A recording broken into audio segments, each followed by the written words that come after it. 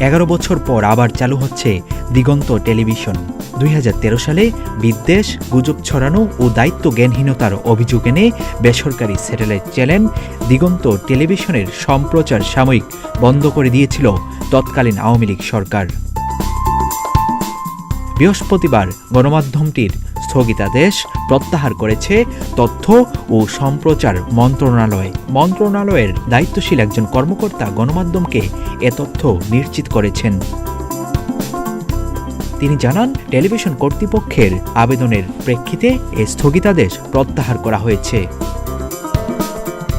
সরকারি চাকরিতে কোটা সংস্কারের দাবিতে 36 দিন আগে শিক্ষার্থীদের যে আন্দোলন শুরু হয়েছিল তা সরকার পতনের আন্দোলনে রূপান্তরিত হওয়ার পর দেশজুড়ে সংঘাত শুরু হয়।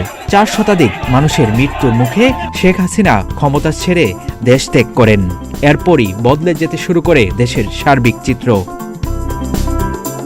শেখ হাসিনা সরকারের পতনের পর গত 6 আগস্ট দিগন্ত টেলিভিশনের কার্যালয়ে প্রতিষ্ঠানটির সাবেক সব কর্মকর্তা জড়ো হন। জানা যায়, পুনরায় নতুন করে চালু হওয়ার বিষয় নিয়ে আলোচনা করতেই তারা একত্রিত হন। সবশেষ আজ বৃহস্পতিবার দিগন্ত টেলিভিশনের সম্প্রচার নিষেধাজ্ঞা বাতিল করা হয়েছে। তার মধ্য দিয়ে বাংলাদেশে আবার নতুন করে চালু হতে যাচ্ছে দিগন্ত টেলিভিশন। আবু বকর রায়হান, প্রতিদিনের বাংলাদেশ।